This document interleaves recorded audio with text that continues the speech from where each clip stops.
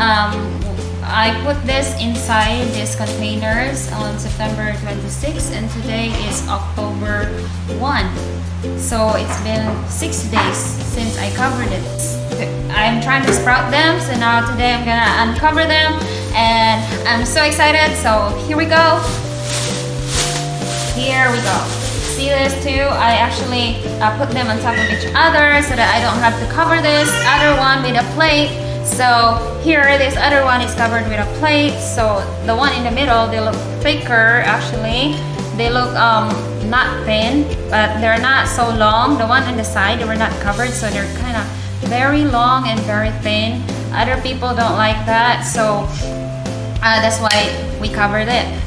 And then the one in the underneath is also the same.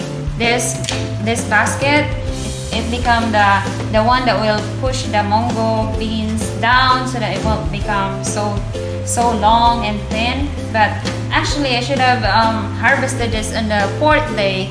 That would be perfect, but I harvested it on the 6th day, so it's still kind of thin and long even in the middle. And here, the other one, I have a lot more here, a lot more here. I also covered this with a plate, so the one in the middle is more thick than the one on the side. The one on the side are very thin. And we have a lot now, so we're gonna harvest this and we're gonna make a lot of food out of this, and we're gonna make pho out of this. Now that I'm done uncovering this, we're gonna go jogging, and we will upload it on my sister's account, and we're gonna put on the link below about it.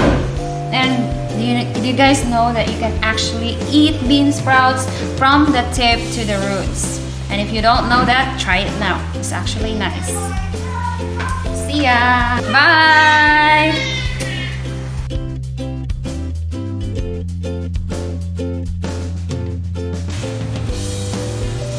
Okay, so now after